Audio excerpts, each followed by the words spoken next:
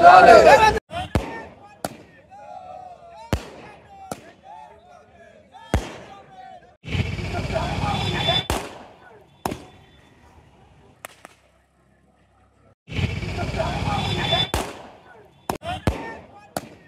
ఎలక్షన్లో రేవంత్ రెడ్డి గారు అలాగే తెలంగాణ ప్రదేశ్ కాంగ్రెస్ పార్టీ అధ్యక్షులు మహేష్ కుమార్ గారి నాయకత్వంలో ఏదైతే జూబ్లీహిల్స్ నియోజకవర్గానికి సంబంధించిన ప్రజలు ప్రజాపాలన అందిస్తున్న కాంగ్రెస్ పార్టీ పెద్దలను అలాగే గత ప్రభుత్వంలో టీఆర్ఎస్ పార్టీ చేసిన దోపిడీని గుర్తించి ఈరోజు కాంగ్రెస్ పార్టీకి బ్రహ్మరథం బట్టి ఈరోజు భారీ మెజార్టీ దిశగా అక్కడ నవీన్ యాదవ్ గారిని గెలిపించుకోవడం జరిగింది. అంటే బీఆర్ఎస్ పార్టీ వాళ్ళు అలాగే బీజేపీ పార్టీ వాళ్ళు ఎన్ని తప్పుడు కూతలు కూసుకుంటూ ఫేక్ ప్రచారాలు చేసినప్పటికీ కూడా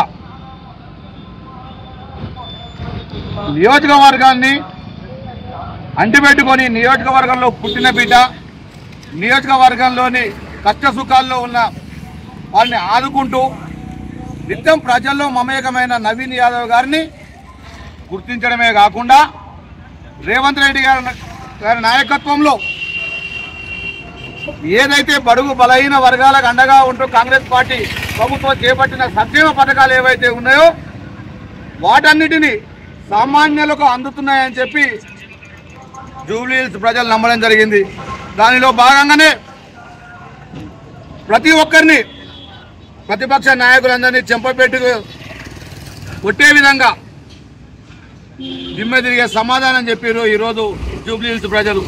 అంటే ప్రజాపాలన అందిస్తున్న రేవంత్ రెడ్డి గారి నాయకత్వంలో ఏదైతే ఇందిరమ్మ ఇల్లు కావచ్చు అలాగే 200 యూనిట్లు కావచ్చు రైతులకు సబ్సిడీ రూపంలో ఇచ్చిన రైతు బంధులు కావచ్చు అలాగే సన్నబియ్యం కావచ్చు ఈ విధంగా ప్రజలు నమ్మడం జరిగింది. అలాగే గత ప్రభుత్వ 10 సంవత్సరాల నుండి ఒక్క రేషన్ కార్డు అని దరిద్రులు కూడా ఈరోజు తరిమేసే పరిస్థితి తీసుకొచ్చింది. 65 లక్షల రేషన్ కార్డులు ఇవ్వడం జరిగింది. అలాగే ఎన్నడూ లేని విధంగా ప్రభుత్వం ఏర్పడిన 2 సంవత్సరాల కాలం లోపలనే సుమారు 70,000 పైచలకు ప్రభుత్వ ఉద్యోగాలు ఇచ్చిన ఘనత కూడా కాంగ్రెస్ పార్టీకే దక్కింది. ఇవన్నీ ఈ విధంగా ప్రజలకు ఒక్కొక్కటి వివరించుకుంటా రేవంత్ రెడ్డి గారి నాయకత్వంలో అలాగే మా జిల్లా ఇన్ఛార్జీలు ఆది శ్రీనివాస్ గారు అలాగే మా నియోజకవర్గ ఇన్ఛార్జి కేకే మహేందర్ రెడ్డి గారి నాయకత్వంలో మాకు అప్పచెప్పిన బాధ్యతలు ఎర్రగడ్డ డివిజన్లోని 71, 72, 73, 74, 75 బూతులలో అలా గడప గడప ప్రచారం చేస్తున్న సందర్భంలో వాళ్ళందరికీ చెప్పింది ఒకటే, మేము కాంగ్రెస్ పార్టీకి అండగా ఉంటాం. గతంలో బీఆర్ఎస్ పార్టీ ఇచ్చిన హామీలు వాళ్ళు మమ్మల్ని మోసం చేసిన విధానాన్ని ప్రజలే మాకు వివరించిన సందర్భం కనబడింది. దాన్ని నిలబెట్టుకునే విధంగా మాకు అప్పచెప్పిన బాధ్యతలు నెరవేరుస్తూ మాకు సంబంధించిన డివిజన్లో సుమారు 2,000 పైచలకు మెజార్టీ కూడా రావడం జరిగింది. అక్కడ ఎర్రగడ్డ ప్రజలకు అలాగే జూబ్లీ నియోజకవర్గ ప్రజలందరికీ పేరు పేరున ధన్యవాదాలు తెలియజేస్తా ఉన్నాం.